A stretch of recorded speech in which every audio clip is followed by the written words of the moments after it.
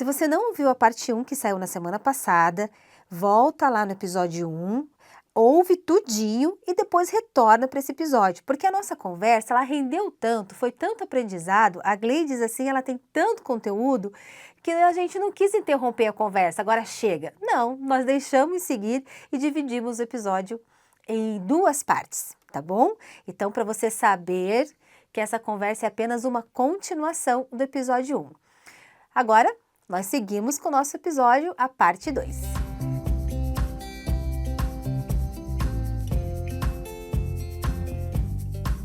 E eu queria trazer esse contexto histórico aonde que surge esse momento, aonde que as mulheres elas são colocadas de lado novamente. Sendo que quando nós olhamos para a igreja primitiva, tudo está sendo compartilhado. Paulo, inclusive, ensina isso, né? A igreja primitiva, ela está sendo construída, alicerçada entre homens e mulheres. Aí, fui atrás dessa informação, né? O cristianismo, através da Igreja Católica, ela unifica alguns preceitos, mescla os valores gregos, os romanos e os judaicos. Os pais da igreja, seus doutores, ou mesmo os manuais da Inquisição, vão basear-se na concepção verotestamentária, ou seja, na concepção judaica no mundo e nos seus trechos do Novo Testamento que colocavam as mulheres, abre aspas gigantescas aqui, tá? Porque é um texto de uma pesquisa, nos seus devidos lugares. Assim, as mulheres deixam seus papéis de liderança e voltam ao anonimato. Temos, por exemplo, Agostinho dizendo que os homens refletem o Espírito de Deus no corpo e na alma. A mulher, diferentemente, possui reflexos de Deus apenas na alma, pois seu corpo constitui obstáculos ao exercício da razão. Para Tomás de Aquino, a mulher foi criada mais imperfeita que o homem. Para Graciano, a principal fonte jurídica do direito canônico até nos nossos dias, chega à conclusão de que Deus, ao criar primeiramente o varão, imprimiu somente nele a sua imagem. Então, é nesse momento que eles mesclam esse contexto histórico, onde o cristianismo vem avançando, e eles precisam agora demilitar. Como que nós vamos agora institucionalizar a igreja e como que isso vai acontecer? Então, é nesse momento que eles mesclam diversas questões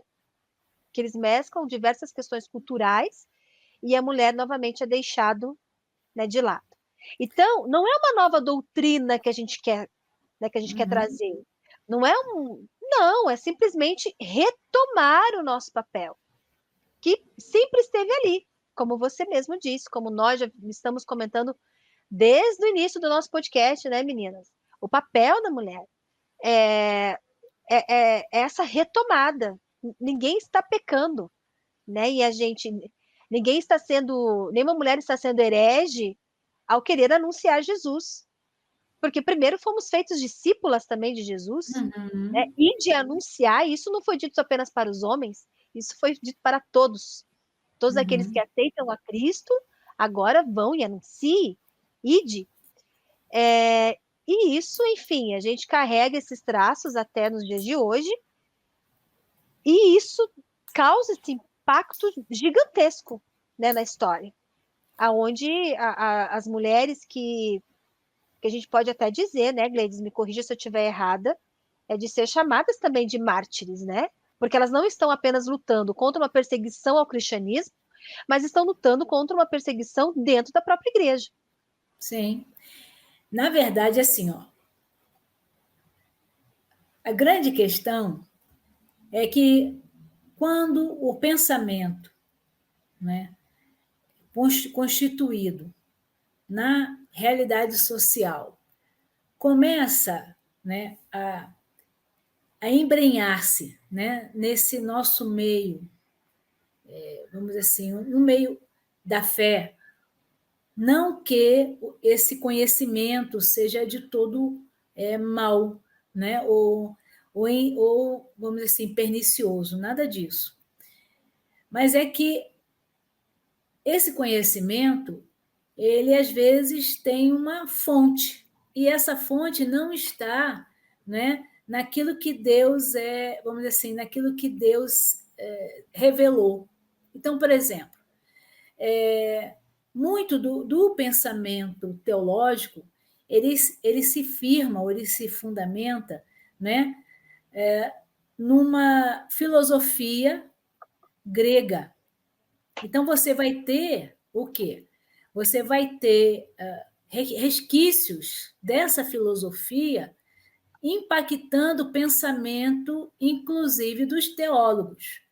Então, veja, essa questão, né, da mulher, né, ela conter a alma, né, tanto falada, né, por São Tomás de Aquino quanto por Agostinho, você vai encontrar onde? Os requisitos disso, ou seja, não os requisitos, né, mas o fundamento disso está nas defesas de Platão e de Aristóteles, olha só. Né? Então, quando você olha assim, né, são os grandes filósofos, né?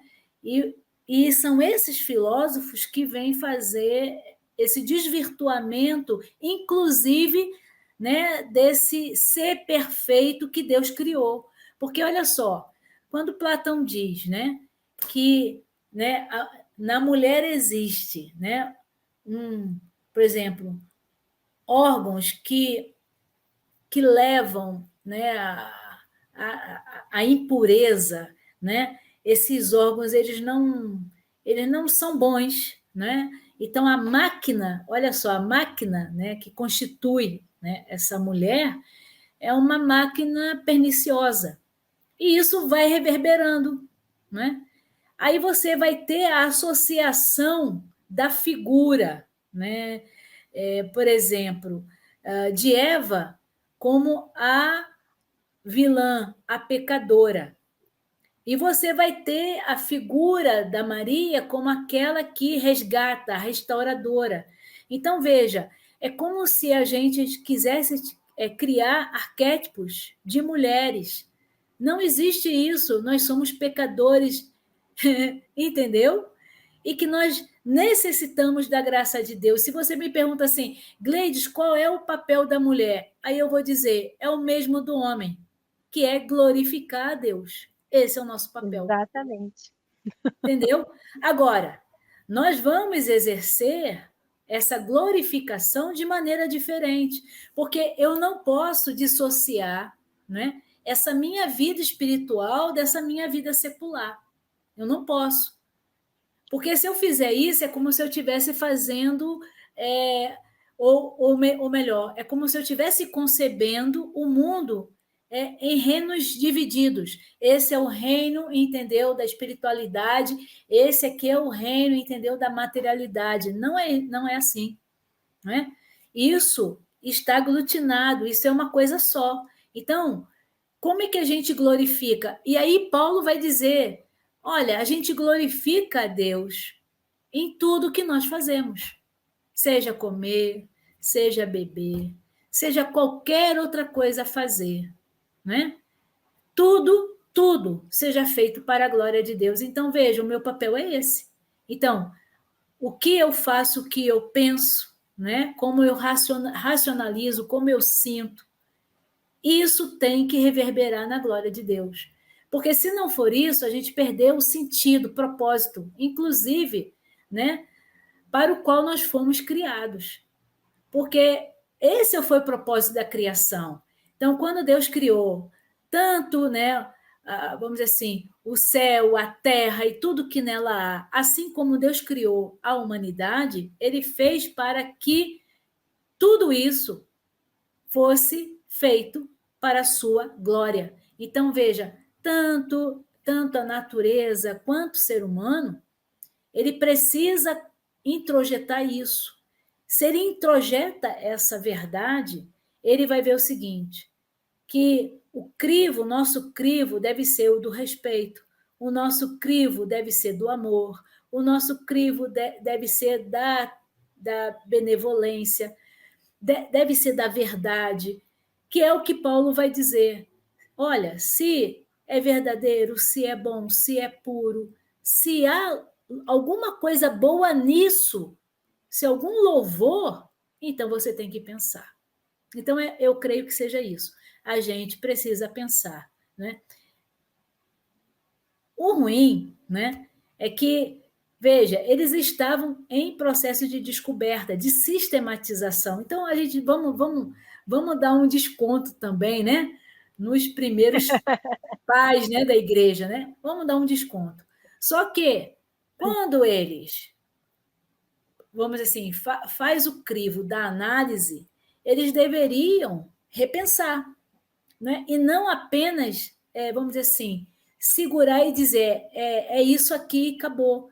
Deveria ter uma investigação mais apurada.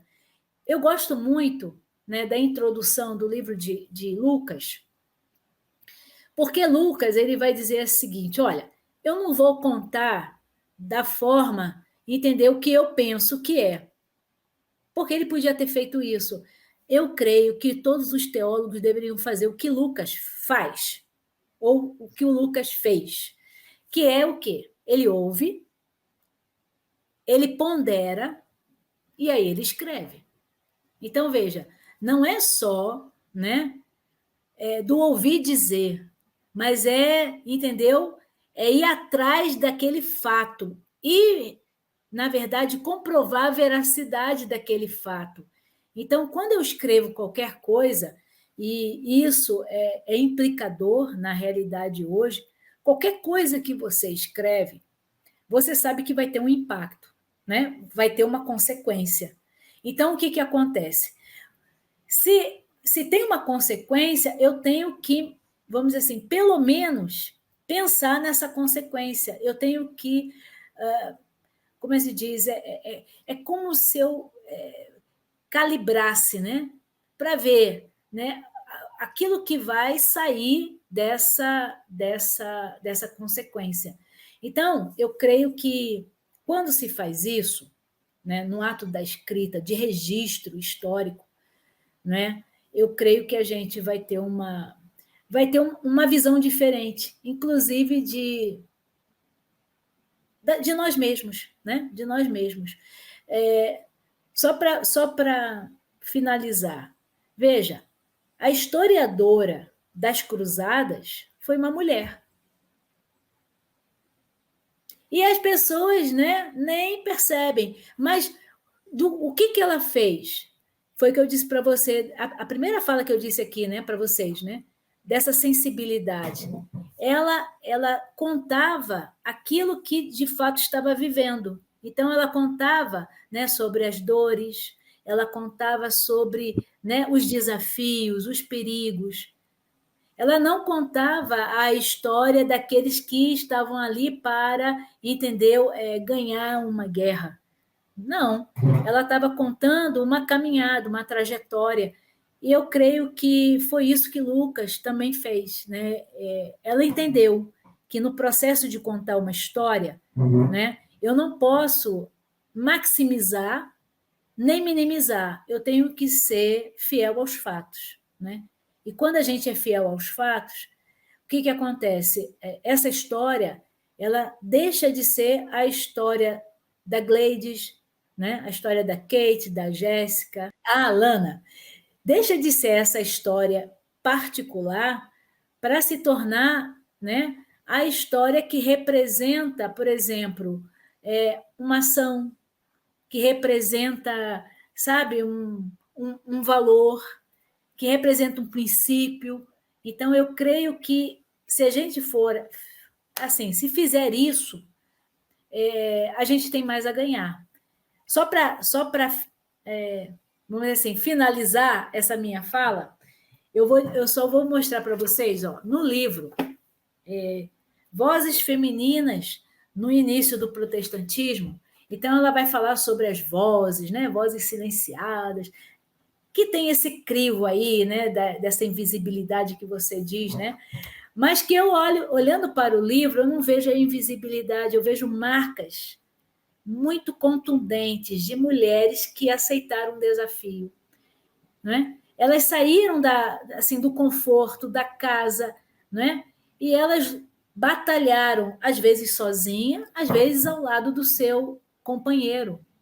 Para quê? para que houvesse essa expansão, né, do evangelho do outro lado do mundo. Então, gente, é bacana demais, né? Então, quando você vê mulheres, né, que elas aceitam esse desafio, aceitam a missão e elas se saem muito bem. Então, veja, olha só o que ela conta. Só para ilustrar o que eu estou dizendo, que aí eu acho que vai ficar mais claro. Essa autora é a Martha Watts, ela foi missionária metodista e ela, na verdade, fundou várias escolas. E aí, no diário dela, ela conta a seguinte história, olha só. Claro que ela tinha um vocabulário muito bom, tá bom? Então, veja só. Ela dizia assim, quão insípido é um domingo a bordo. Tive tanta saudade de minha mãe ontem à noite. Chorei muito, minha bela mãe. Sua filhinha jamais a esquecerá. Sonhei que papai e eu éramos parceiros num jogo. Sonhei com o resto da família também. Parece que a noite é mais agradável que o dia. Oh, meu Pai Celestial, fica comigo. Careço tanto da sua companhia. É imensa a minha solidão quando não sinto a tua presença a meu lado. Tu és tudo para mim.